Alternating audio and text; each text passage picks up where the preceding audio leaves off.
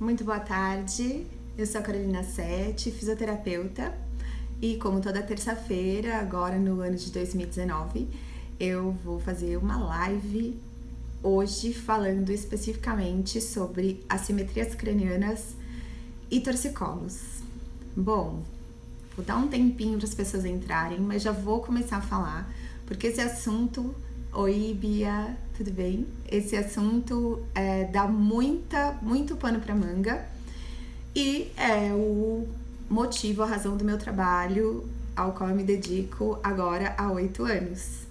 Então, eu sou formada em 99, tô fazendo aí 20 anos de fisioterapia e tem 8 anos que eu atuo especificamente no tratamento conservador das assimetrias cranianas, que são as plagiocefalias, as braquicefalias ou as escafocefalias. São essas as alterações que podem acontecer no crânio do nosso bebezinho. E o que muita gente fica muito surpreso é porque não se existiam tratamentos além do uso da órtese craniana, que é aquele capacetinho. Então, nesses 8 anos, eu venho desenvolvendo essa técnica que consegue corrigir, ajudar os bebês a corrigirem essas alterações nas simetrias cranianas.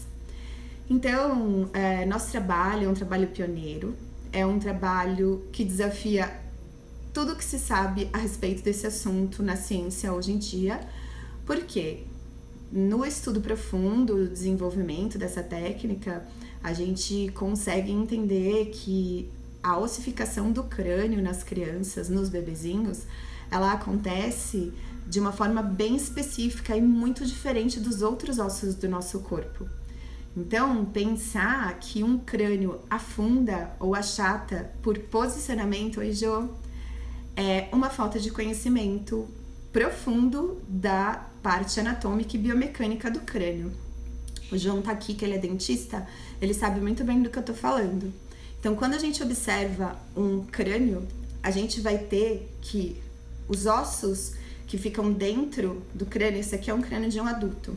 Quando a gente observa os ossos que ficam dentro do crânio, então esse daqui é como se fosse a base do nosso cérebro, tá? Então assim, ó, aqui tá o olho e aqui tá a base do nosso crânio, aqui dentro fica o cérebro.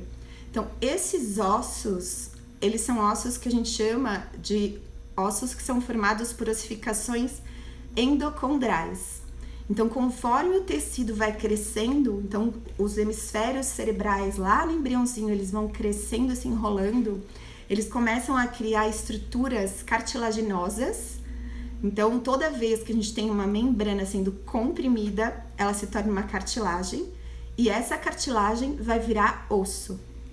Muito diferente dessa situação, então, ó, aqui seria o rostinho, tá? Então, olha só, seria isso daqui.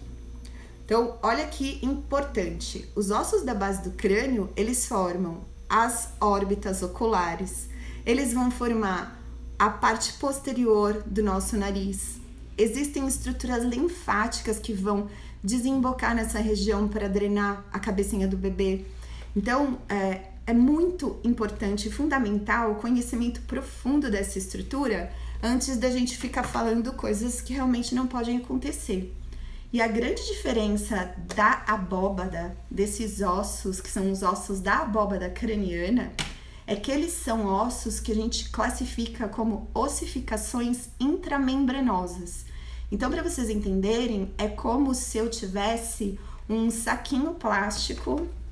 Eu vou até pegar um saquinho plástico que eu devo ter aqui. Saquinho plástico da minha granola. Só para exemplificar para vocês. Ah, olha aqui, ó, que legal. Tá com meu anis estrelado, que eu como anis estrelado direto para não pegar as gripes suínas, aviárias, etc. Anis estrelado é Tamiflu, para quem não sabe. Então, é como se esses ossos, eles ficassem dentro de saquinhos plásticos. E à medida que a criança vai crescendo e começam a acontecer pontos de calcificação, essa ossificação, ela vai sendo completa. Então, para vocês entenderem, os ossos da abóbada, eles se formam de acordo com a membrana.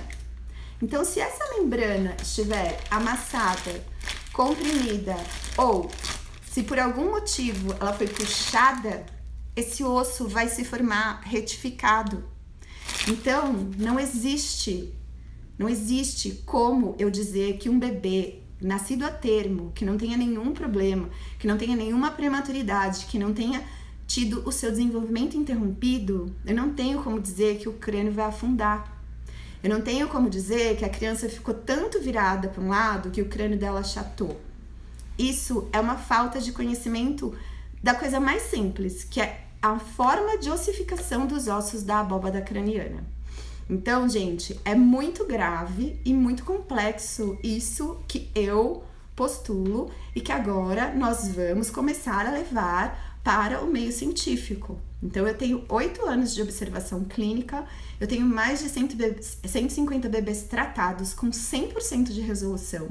A gente costuma dizer, os pouquíssimos bebês que não tiveram 100% de resolução foi porque os pais desistiram do tratamento, para eles estava bom e ficou um pouquinho planificado, mas o resultado nem se compara ao uso do capacete, tá? Então, assim, vamos destrinchar um pouco mais esse assunto, mas eu acho que já deu para vocês entenderem que crânio não achata, ele deixa de se desenvolver.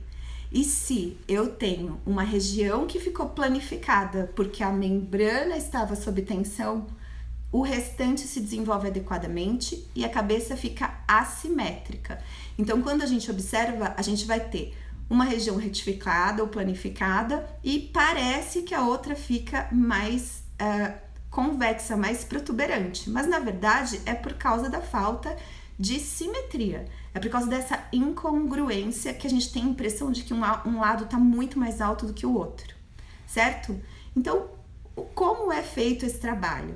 Por que a gente trabalha desse jeito tão diferente? Primeiro, sem alongar as crianças, porque eu estudo tecido conjuntivo há 18 anos. Eu estudo o sistema linfático e os sistemas de drenagens de fluidos líquidos do corpo há 18 anos. Eu ensino sistema linfático há 15 anos. Esse ano vai fazer 15 anos, 14 anos já. Começou em 2005. Então, eu entendo muito bem da fisiologia, da biomecânica e da anatomia dessas estruturas. Então, a gente sabe que alongar um bebê é deformar o colágeno dele para sempre. É destruir essa formação desse tecido que tá tão bebê, que tem capacidade de absorver qualquer tipo de estímulo e destruir o tecido colágeno. Quando a gente alonga uma criança que está por algum motivo com uma inclinação ou com uma rotação, ou como as mães costumam dizer, um vício postural, uma preferência postural, quando a gente pega a cabeça desse bebê e força para o outro lado, a gente está simplesmente deformando as estruturas externas e mantendo os bloqueios articulares, os bloqueios musculares, os bloqueios de membrana. Portanto, gente, fazer isso é uma falta de conhecimento. Muito bem, mas quando a gente vai buscar em livros, em artigos, tudo que a gente busca a esse respeito só se fala do capacete. Por quê? Porque até agora é a única possibilidade de tratamento. Porque é mais fácil de eu colocar numa forma e dizer, nossa, a cabeça do seu filho é muito torta. Então a gente põe na forma, se consertar, consertou, se não consertar, que pena, o corpo dele não respondeu bem ao tratamento. E aí, a grande questão é que, junto com as assimetrias cranianas, existem inúmeras outras alterações que não são observadas quando se pensa apenas na questão estética. Então, acho que já deu para vocês entenderem que as assimetrias cranianas, elas não estão relacionadas com o posicionamento do bebê, e sim com traumas que foram sofridos. Oi, querido, que podem ter sido sofridos durante o parto ou durante a gestação, podem ter sido de origens reais ou de origens perceptivas. Então, muitas vezes o bebê ou a mãe podem não ter sofrido nenhum acidente ou alguma coisa grave, mas o bebê pode ter a sensação de que ele foi atacado. E aí o corpo vai criar estratégias de defesa. Então, na nossa visão do método D7, que é uma terapia nova, que tem 8 anos, que já entrega resultados e que já tem muitos bebês tratados e que funciona e que devolve o bebê para sua plenitude, para sua vida normal, sem ficar destruindo a criança, sem ficar fazendo alongamento e sem considerar que o sistema nervoso está errado. No método D7, a gente considera todas as estruturas que podem se encontrar em bloqueio. Então, entendo. Algumas pessoas, eu tô com bastante pergunta aqui. Algumas pessoas me perguntaram de onde veio o método. Como que eu cheguei até isso que a gente está fazendo hoje? Então, só para vocês entenderem, o método D7, ele é derivado da reorganização tônico-fásica da postura e do movimento, a RTFPM. O RTFPM foi uma técnica desenvolvida pela minha professora Odete, que infelizmente veio a falecer em 2005. Então vejam que interessante. A professora Odete, ela era uma PhD em neurofisiologia. Foi ela que desenvolveu a reorganização tônico e fásica da postura e do movimento. Nessa técnica, nós estudamos muito todo o desenvolvimento motor pela visão da neurofisiologia. Então, a doutora Odete, minha professora, ela estudou durante 20 anos e ela começou a ensinar essa técnica em 95. Aí, ela veio a falecer em 2005. A primeira vez que eu fiz o curso foi em 97. Então, tem aí 21 anos que eu estudo essa técnica e ela é fundamentada e baseada nas aquisições motoras do bebê sendo utilizadas para tratar, inclusive, adultos. Então, vejam que interessante. É algo que foi praticado e aplicado por ela durante 20 anos, quando ela começou a ensinar. E eu aprendi isso há 21 anos atrás. Então, só para vocês entenderem, muitas pessoas ficam bravas comigo, ficam questionando, ficam falando que sei lá o quê, como assim você inventou um método? Eu não inventei nada, eu simplesmente continuo o trabalho da minha professora. E faz 8 anos que o primeiro bebê chegou até mim. Sempre quis trabalhar com criança. Se vocês entrarem no canal do YouTube, tem uma entrevista que eu conto bem direitinho. Tem vários vídeos que eu falo sobre a minha história, um especificamente que eu coloco como desabafo. E aí vocês vão entender certinho como foi a minha história. Mas eu sempre quis trabalhar com criança. Só que quando eu vi os métodos tradicionais e a abordagem que era dada no tratamento dessas crianças, e principalmente que essas abordagens iam totalmente contrário a tudo que eu havia estudado, porque eu sou muito CDF, eu amo estudar e eu estudei muito mesmo na minha faculdade. Então tudo que eu lia, tudo que eu enxergava de potencial, quando eu chegava na prática, isso não era utilizado. Então é muito simples, eu não quis continuar fazendo aquilo, simplesmente me neguei a ficar 1 hora alongando uma criança espástica, com a criança berrando, sendo que eu sabia que existiam inúmeras outras formas de fazer esse tratamento. Então entendam, o método D7 não é uma invenção. O método D7 é resultado de aplicação de conhecimento muito profundo. Sabe do quê? De fisioterapia. O que a gente faz é fisioterapia. Ponto. Eu faço massagem, eu faço mobilização articular, eu faço liberação tecidual e principalmente eu utilizo os pilares que a doutora Odete deixou pra gente, que são o reposicionamento muscular, a drenagem linfática e principalmente a parte da reintegração neurosensorial. Então, o método não é invencionice, ele já foi testado durante muitos anos em adultos e agora ele está sendo aplicado em bebês. E é por isso que o resultado é tão bom, porque a gente sabe exatamente o que está acontecendo pelo ponto de vista do sistema neuromotor. E é essa que é a grande diferença. Então, a gente sabe que deixar um bebê deitado numa posição não vai amassar a cabeça dele.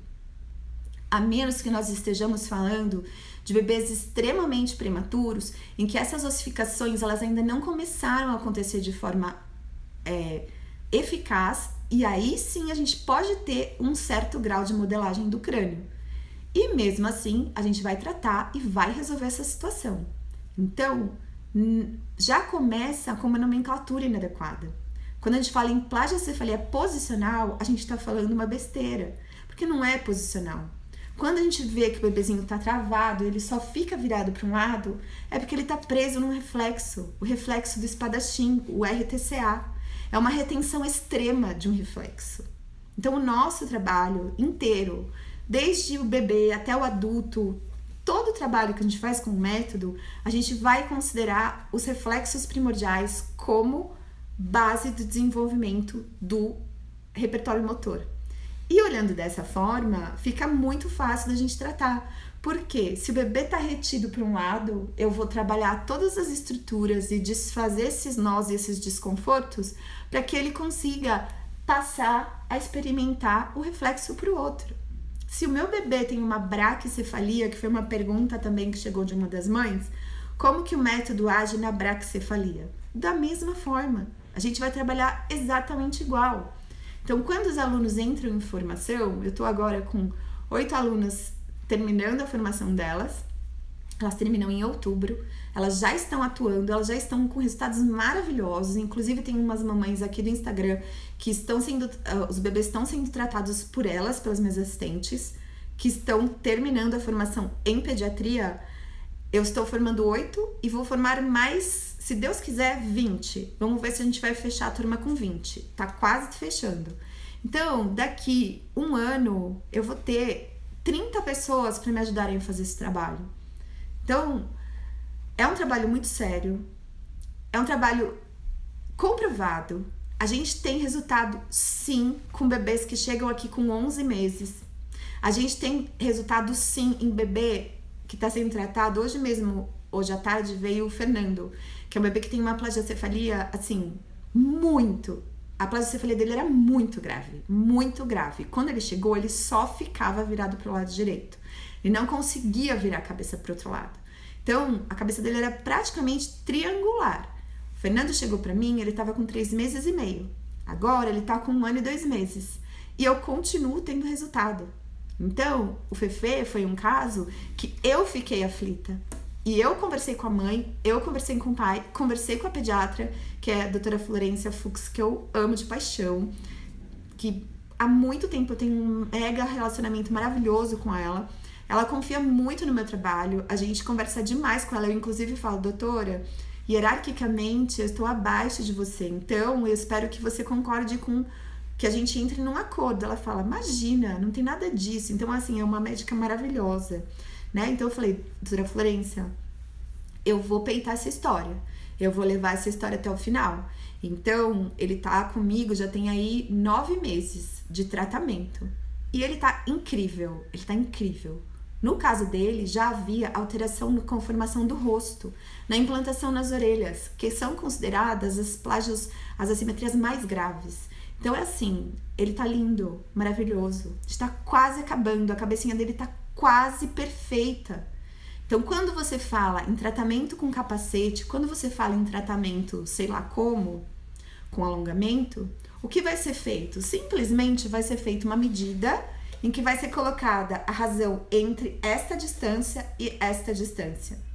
Então, quando é feito tratamento com capacete, não significa que a criança vai ficar com a cabeça perfeita, normal, como ela deveria ser. Simplesmente significa que essas medidas ficaram proporcionais. Então, o que a gente vê muito mesmo, coloquem aí a hashtag órtese craniana, coloquem essa hashtag, é que vocês vão ver que a criança fica com a cabeça parecendo um cogumelo.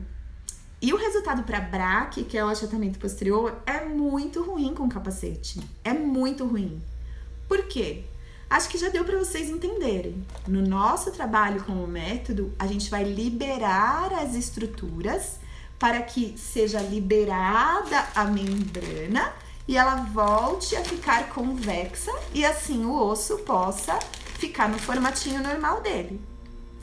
O capacete vai fazer o trabalho seguinte: existe uma região que está presa, ele vai achar a convexidade mais proeminente e vai segurar o crescimento. Então, o capacete age prendendo a estrutura para que a compressão faça com que a outra se expanda. Então, eu acho que já dá pra gente imaginar qual é a repercussão de você comprimir o tecido cerebral de um bebê. Qual é a repercussão de você colocar aí 450 gramas na cabeça de um bebê em desenvolvimento, ou você colocar, no caso do capacete mais caro, 150 gramas. Qualquer pezinho que você coloque no bebê, você vai alterar a formação de toda a parte de coordenação, de tudo. Então, não dá pra gente medir o perigo que é colocar o capacete na cabeça de uma criança. Mas é o tratamento preconizado e é o que se tem hoje. O que fazer se a gente não tem outra opção? Aí é uma escolha de cada um, gente. Entende? Então, é como eu sempre digo. Não adianta eu ficar querendo convencer uma mãe a não colocar o capacete.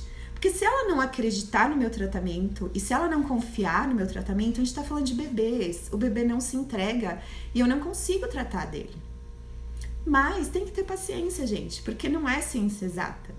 Então, a primeira pergunta que eu recebo é: vai ficar normal? Sim, fica 100%, fica perfeita, fica completamente normal. Por quê?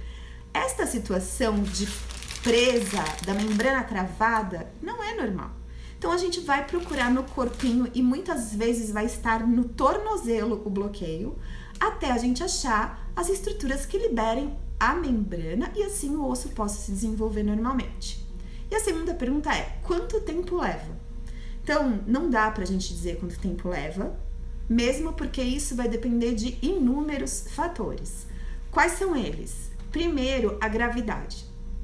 Então, pra mim, a gravidade não está na proporção, não está no índice do Volt, não está nesse índice da abóbada. Pra mim, a gravidade não está aí. A gravidade, ela vai estar no quanto maior número de sinais de bloqueio essa criança tiver, que são: número 1, assimetria. Então, qualquer planificação da cabeça. Então, se ela tiver planificação em um lado, é número 1. Se ela tiver planificação total, ou seja, de toda a cabeça, que são as braques, número 2.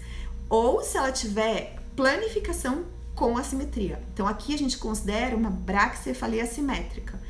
Então, aqui a gente considera grau 1, 2, 3. O que significa gravidade? Mais tempo de tratamento. Ponto. Depois, se ela tem limitação de rotação. Então, se você não consegue rodar a cabecinha da criança para um dos lados, a gente considera que já é mais um ponto de gravidade. Terceiro, se você começa a observar outros sinais: dificuldade de sono, refluxo, alteração de humor, comportamento. Então, isso a gente também já considera que vão ser levadas mais algumas sessões. E o que a gente considera como agravante? Bebê gemelar, pouco líquido amniótico, partos complicados. E o que são partos complicados? Então, a gente fala assim: nossa, esse bebê foi ótimo, ele nasceu, a mãe rompeu a bolsa e em 2 horas ele tinha nascido. Então, não pode.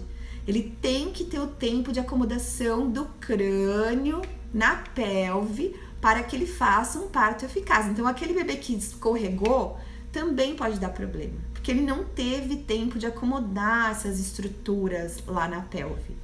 Então, bebê pélvico é muito complexo e demora para tratar, porque a gente considera que esse bebê já se posturou e ele se posturou em assimetria. Então, ele já vai ter alterações posturais estabelecidas desde a pelve até o seu pescocinho, até a sua cervical. Então, eu já falei gemelar, bebê pélvico, pouco líquido amniótico, enfim, existem várias situações que vão agravar esse quadro. E para nós, agravar significa mais tempo de tratamento, tá? Então, para vocês terem uma ideia, um bebê que vem com uma assimetria leve, uma redução aí do movimento, a gente vai levar em torno de 15 sessões para resolver. É muito pouco. A gente trata uma vez por semana. Então, pensa nisso, 15 sessões são 3 meses. Qual é o tempo que é pedido para fazer o tratamento com capacete? De 3, 4, 5, 7, 8 meses, tá? Então, tem que ter um pouquinho de paciência. E isso geralmente é o que pega nas mamães. Elas querem saber quantas sessões, que dia que vai melhorar. Tem uma mãe que tá tratando com a Juju, que ela falou assim: meu filho tem até o dia 2 de março para melhorar. Falei, nossa, que bom, ela marcou o horário com Deus para saber o horário que o filho dela vai melhorar.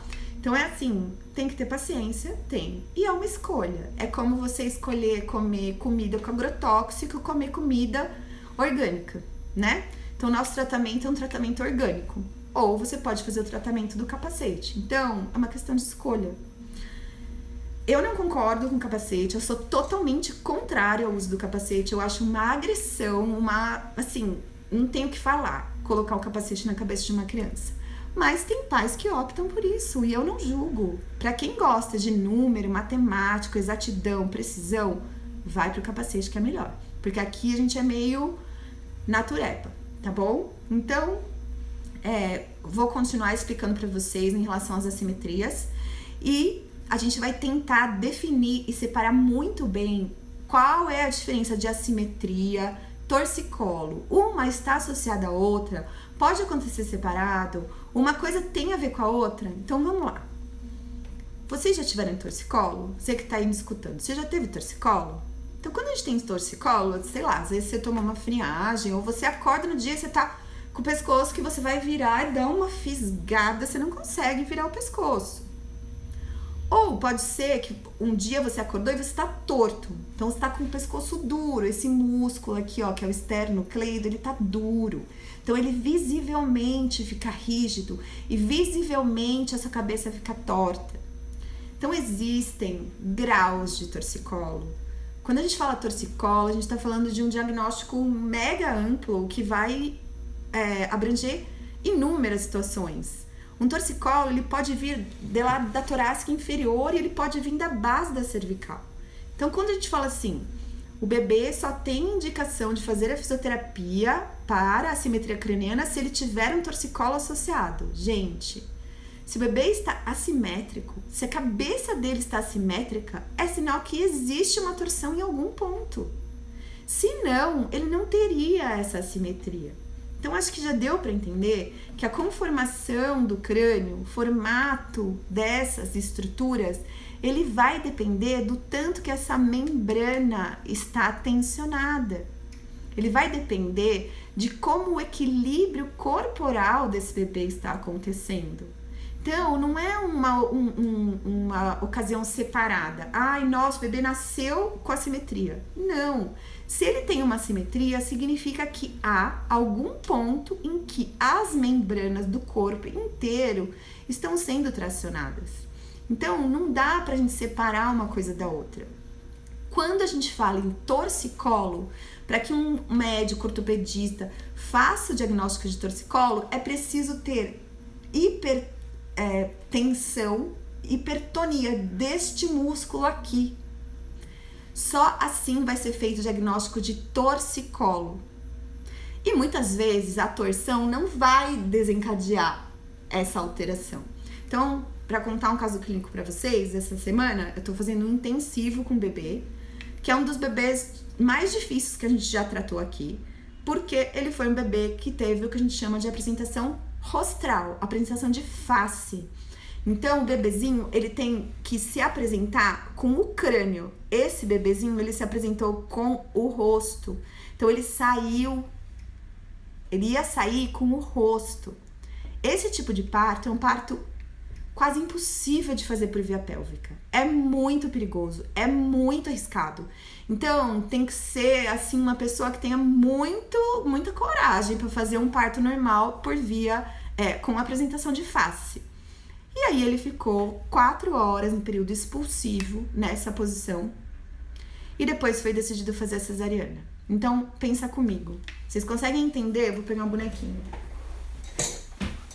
Vocês conseguem entender que em vez desse bebê sair assim, ele saiu assim, ele ia sair assim. Olha isso. Imagina o que acontece na base do crânio dessa criança. Imagina o que aconteceu na região torácica. Imagina o tanto que essa criança foi esmagada e a sensação que ele teve, sendo que ele ia sair assim pela pelve. Depois dessas 4 horas ele sendo comprimido, ele foi tirado. Então, ele tem dupla lesão. Ele tem as lesões da compressão e ele tem as lesões da sucção da retirada na hora do parto cesariano. Então, é muito difícil de tratar essa criança. Primeiro, porque ele foi tratado com alongamento. Então, a mãe não conhecia nosso método. Ela levou para ser tratado pela via convencional. Então, só isso já acaba com o emocional da criança. Então, a maior parte das primeiras sessões que foram feitas com ele foram pra gente tentar tirar esse trauma dele, tentar resolver esse desespero que ele tem de que alguma coisa vá feri-lo. Vocês estão entendendo? Então, assim, a questão é muito mais complexa. Então, a mãe desesperada, e aqui a gente entende todas as mães, eu entendo, e eu não queria estar no lugar, como eu sempre falo, não queria estar no seu lugar para tomar essa decisão, porque sou eu, Carolina, que tô falando, só que eu conheço o meu trabalho. Agora, a mamãe que tá escutando, que tá lendo artigo, que tá procurando um monte de médico que não conhece o nosso trabalho também, ela fica desesperada. Porque ela escuta de outros profissionais o seguinte: se você não colocar o capacete no seu filho agora, você vai perder tempo e não tem mais o que fazer. Então, imagina você escutar isso. Então, se você não resolver sair dessa técnica que ninguém conhece e ir para o que existe escrito no artigo, você não tem mais o que fazer. Então, é um terrorismo e é um desespero que realmente é muito difícil para as mães poderem resolver. Então, ela foi procurar outras opiniões.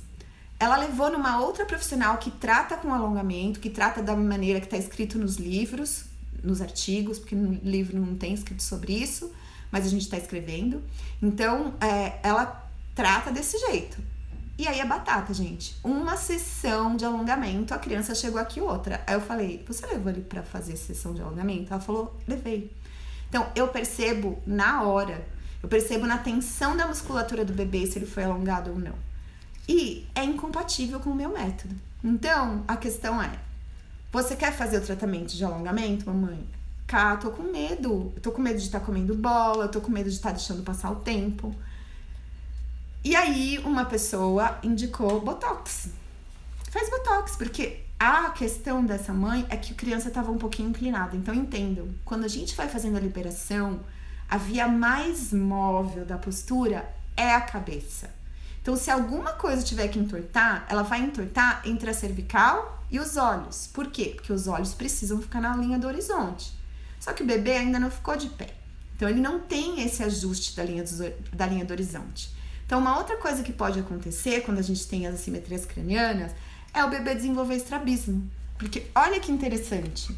Se eu estou falando que peças internas do crânio... Deixa eu mostrar nesse aqui. Que as peças internas do crânio saem da posição, né? Então, essas peças aqui, ó, de dentro, elas saem da posição. Imagina o que acontece com os músculos dos olhos, que eles vão se colar em cada um desses ossinhos. Então, a criança pode sim ter um certo grau de estrabismo, porque todas essas peças, elas estão alteradas, elas não estão encaixadas da forma adequada.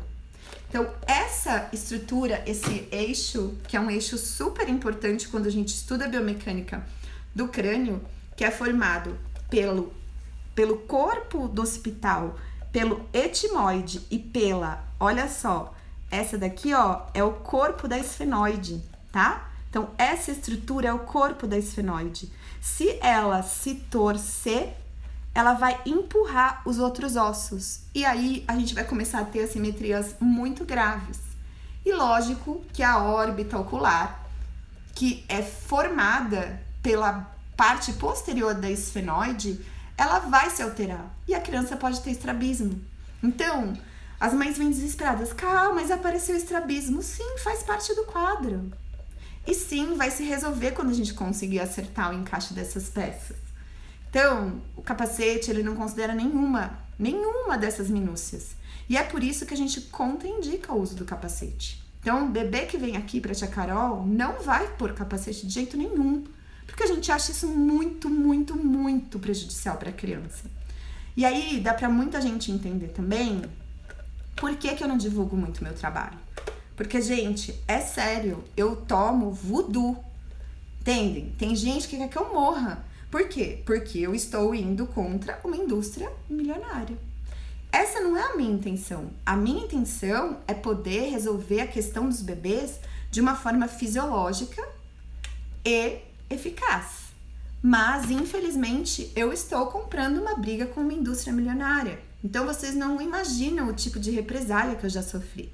E é muito difícil eu me expor da forma que eu tô me expondo hoje, mas eu acho que já tá na hora, porque eu tenho certeza do que eu estou falando. Eu tenho certeza do que eu faço.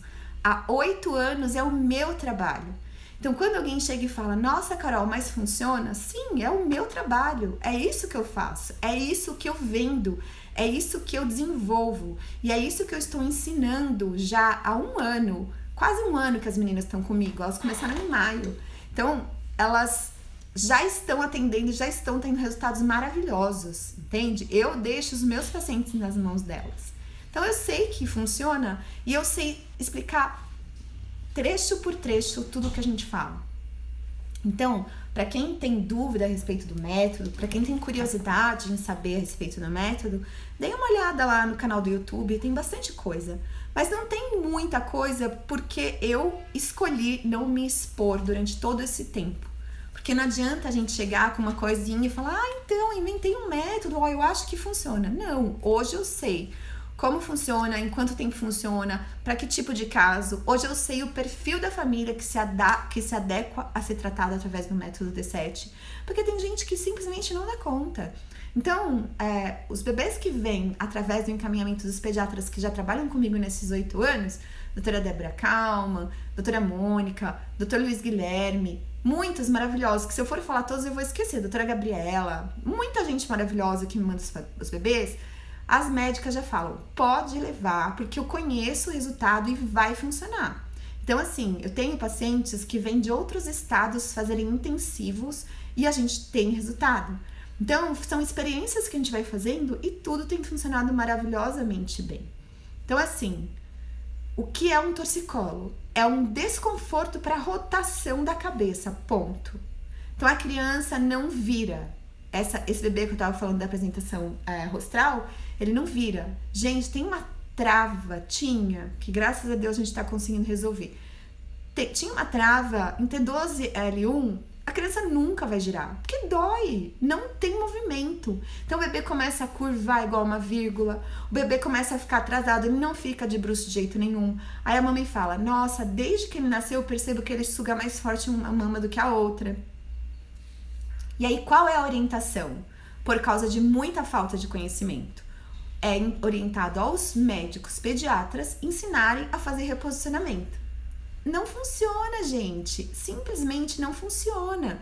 Então, se você colocou seu bebê, você vira todo o berço, todo o quarto, coloca todos os brinquedos de um lado e o bebê continua olhando para o outro. Então, dá para entender que isso não é uma causa, é uma consequência. Se o bebê não olha para um dos lados, é porque ele tem uma trava que não deixa ele fazer aquele movimento. Então, eu sempre falo isso, vamos raciocinar, vamos pensar a respeito do que a gente está fazendo. Então, é óbvio que não existe um bebê que prefira o lado direito ao lado esquerdo, porque bebê ainda não está definida a dominância. O bebê, ele nasce pleno e querendo explorar o máximo de coisas que ele puder. Se ele não está fazendo movimento, é porque ele não consegue. E aí, o que a gente aprende que tem que fazer? Força o bebê, coloca na postura. Ele vai conseguir sentar, vai conseguir andar. Como? Com qual qualidade? Você conseguiu colocar seu bebê de pé antes dele engatinhar. Sabe o que vai acontecer? Ele vai ter problema de lateralidade, ele vai ter problema na escola de espelhamento de letra, ele não vai desenvolver os cruzamentos, as decussações, ele não vai fazer sinapses adequadas para isso. E mais tarde ele vai ter um problema de coordenação, de acompanhar a educação física, uma escoliose, uma dificuldade de copiar uma lousa na escola. Então, tudo isso são reflexos retidos. E é isso que a minha professora Odete, com toda a sua maravilhosa formação enquanto PhD em neurofisiologia, ela postulou há 40 anos atrás. Que todos os nossos movimentos são formados pelos reflexos. Então, para a gente tratar e reabilitar o movimento, nada mais específico do que utilizar os reflexos. Então, o nosso tratamento é todo baseado em liberação de tecido, em melhora das posições articulares e refazer o caminho dos reflexos, modular um a um. Muitas vezes a gente volta para o reflexo de sucção para trabalhar reflexo mão-boca. E aí o bebê começa a alinhar. E aí a gente começa a ver alinhamento dos olhos. A gente começa a ver melhora do estrabismo. A gente começa a ver melhora do comportamento. Então agora, o trabalho já está mais conhecido. Eu tenho crianças aqui que vêm com 4, 3,5, 2,5, com alterações muito importantes de comportamento. Nós temos uma criança aqui que nem foi fechado o diagnóstico dele. Ele tem desespero de entrar em ambientes estranhos. Ele precisa que esteja tudo organizado. Para vocês terem uma ideia, o tatame que eu brinco com as crianças, ele tem 3 cores: amarelo, verde e azul. Para que ele entre na minha sala, eu preciso cobrir o tatame, porque esse contraste de cores é uma agressão para os olhinhos dele. Então, quando ele chegou, ele tá 4ª ou 5ª sessão agora. Quando ele chegou, ele mal entrava na sala. Ele tinha pânico, ele tinha desespero, ele vivia grudado na mãe dele. Então, o nosso trabalho é só respeitar isso. E do entendimento muito profundo do que está acontecendo com ele, de saber que ele passou por estresse desde que ele saiu da barriga da mãe dele e que ele não tem a junção dos quadrantes visuais.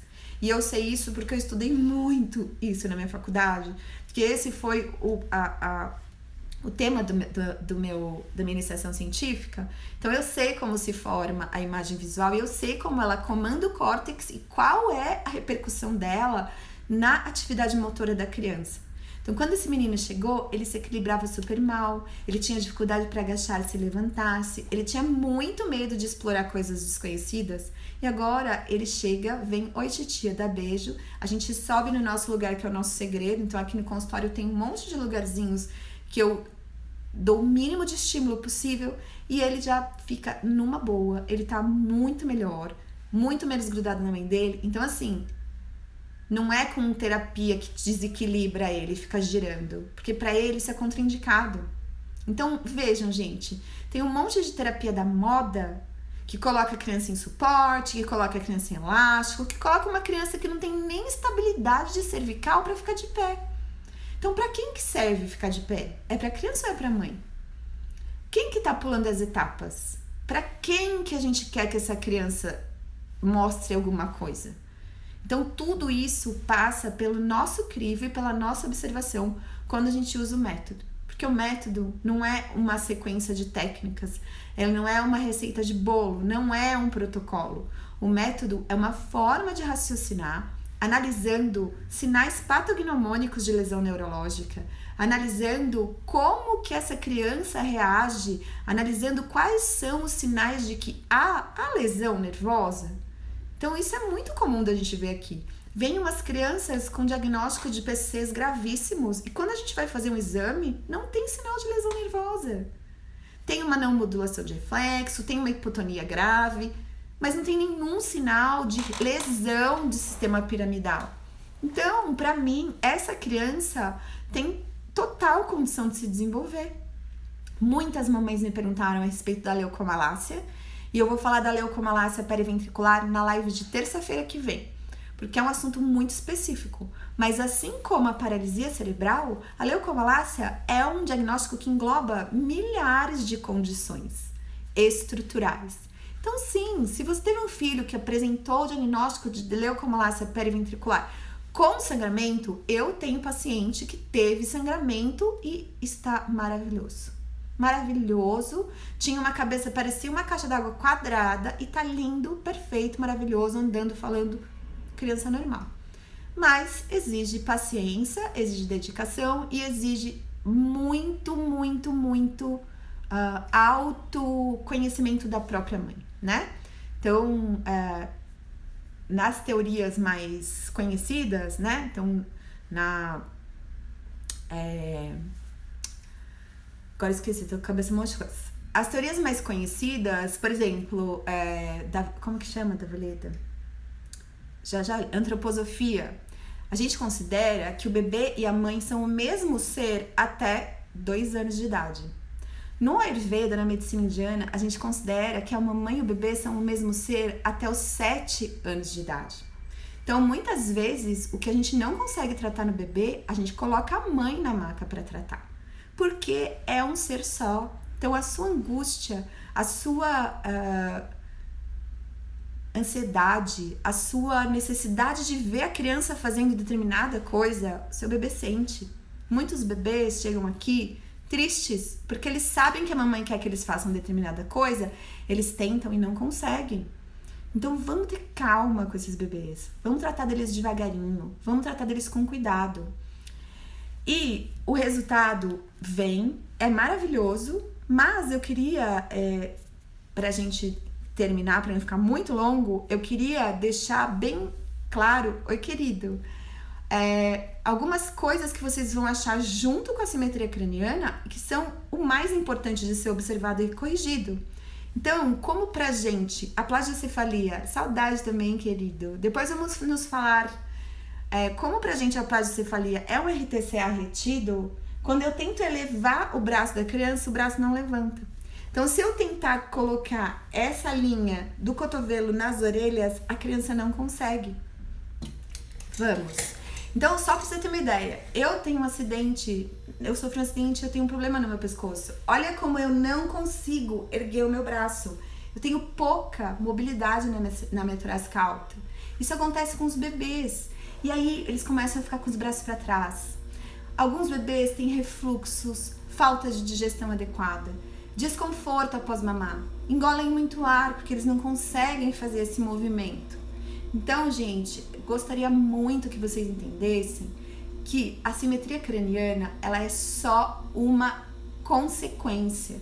Ela é um sinal, ela é a ponta do iceberg de que tem um monte de estruturas no corpo da criança que se encontram em bloqueio. Colocar um capacete para corrigir a parte de fora é simplesmente tapar o sol com a peneira ou varrer o chão e jogar o lixo para debaixo do tapete. Porque isso vai sim repercutir no futuro da sua criança. Ai, mas a criança vai ter um problema sério? Não, mas ela pode ter dificuldade de coordenação motora, dificuldade na educação física, dificuldade de aquisição da fala, tônus diminuído. Tudo isso está descrito em artigos científicos. Para quem quer os artigos, quem ama artigo, quem acredita e confia que artigo é tudo na vida, estamos sim, eu já coletei esses artigos há muito tempo. E agora a gente está revendo um por um e vamos finalizar, porque a minha coleta ela foi até 2016. Agora a gente vai finalizar até o 2019 e vamos pegar todos os artigos que a gente achar. Então tem sim um monte de artigos que demonstram dessas alterações delicadas e sutis na vida da criança que não teve a sua simetria craniana tratada. Então, a simetria craniana não é uma questão estética e não é posicional. Não se sinta culpada, não é para você ficar acordando de uma em uma hora para rodar a cabeça da sua criança. Existe sim a recomendação da utilização, deixa eu pegar um preço, dos travesseiros anti-plagiocefalia. Então, a partir do momento que houve modelagem craniana, é preciso utilizar os travesseiros anti-plagiocefalia, que é esse travesseiro que tem o orifício e que vai posicionar a cabeça da criança para que assim que ela vire, ela não consiga ficar fixa naquela posição. Então eu já vi até médicos tirando sarro dos travesseiros, mas isso daqui é a orientação de posicionamento. É o primeiro tratamento aceito pelas academias de pediatria, de ortopedia pediátrica americanas, que é quem a gente tem que seguir. Então existe sim a recomendação de utilizar o travesseiro anti-plagiocefalia e existe sim a recomendação de manter o bebê mais tempo de bruços, mas não é pela postura. Já tive mãe que chegou aqui chorando porque o médico falou que ela era irresponsável, que não tinha virado a cabeça da criança e por isso a criança estava com aquela cabeça torta. Então, gente, não, a cabeça não achata, ela apenas não se desenvolve. Muito bom. Torcicolo. Se o seu bebê tem qualquer dificuldade de virar, ele tem um torcicolo. Porque o torcicolo, ele pode estar em qualquer estrutura da coluna. Mas, para que seja diagnosticado, dado o diagnóstico de torcicolo por uma pessoa que não trabalha com os bebês, ele tem que estar com este músculo esternocleidomastoide desse jeito, tá? E aí a criança vai estar com a cabecinha torta. Então, se você perceber que seu bebê tem qualquer dificuldade dessas que eu comentei, conversa comigo, me manda aqui direct, a gente vai se falando. Eu não posso fazer consulta pela internet, então eu não faço. Mas de repente tem alguma das minhas alunas perto de você, de repente você pode até trazer seu bebê para um dos intensivos, que agora a gente está fazendo intensivo, na segunda turma de pediatria, a gente vai fazer no sistema de intensivo terapêutico. Então de repente a gente vai conversar, se Deus quiser em março, mais tardar abril, a gente vai ter aberto a nossa escola, nossa clínica escola, e aí a gente vai poder atender mais bebês e também, principalmente, aqueles bebês que não têm condições de arcar com o tratamento. Então, todo esse projeto que eu faço, toda a minha vida, a minha missão é essa. É espalhar esse presente que eu recebi da minha professora e que tem resultados tão incríveis, tão fisiológicos e sem agressão. E, se Deus quiser, tem uma notícia ótima, eu consegui um aporte de um investidor que acreditou no nosso projeto. Então, o meu bebê superpoderoso logo vai estar no ar para a gente poder diluir esse tipo de dúvida. Essa semana nós tivemos uma mamãe que veio com a mama toda engurgitada. Ela não tinha a menor ideia de como é a anatomia das mamas. Ela tem uma enfermeira que cuida do filho dela 24 horas por dia na casa dela, e ela não sabia como que fazia uma ordenha manual, por que que empedrava, por que que o neném mamava e continuava empedrado. Então, assim, a gente fez uma aula para ela explicando a anatomia das mamas, como funcionam todos os alvéolos do leite, e ela amou, e ela se sentiu super feliz, porque na outra filha ela teve que tomar antibiótico por causa de uma mastite. Então a ideia desse projeto é essa, que a gente tenha dinheiro para ajudar essas crianças que não têm condições de pagar um atendimento no consultório, porque a gente também é o nosso trabalho, a gente precisa do dinheiro, né? É o meu trabalho, é disso que eu tiro meu sustento há 20 anos, do meu trabalho dentro do meu consultório, e graças a Deus eu tenho uma vida muito confortável. Mas os projetos para agora, 2019, é a gente poder expandir e conseguir atender o máximo de crianças possível. Então eu agradeço muito o carinho de vocês, agradeço muito a vocês que mandaram as perguntas. Eu vou responder rapidinho, porque já são quase 7 horas, senão vai ficar muito longo, e eu ainda tenho compromisso, porque hoje é o dia da minha mentoria de negócios. Então eu tô aprendendo como usar o dinheiro e como investir para poder fazer esse dinheiro virar mais e mais bem para essas criancinhas. Recebi muitas perguntas sobre leucomalácia, então terça-feira que vem a gente vai fazer a live sobre isso. Então quem tiver bebezinhos com essa condição, avisem aí que terça que vem às 6 horas a gente vai falar sobre leucomalácia. Qual a origem do método? Então eu expliquei no começo, tá? Como chegou a desenvolver essa percepção em estudos.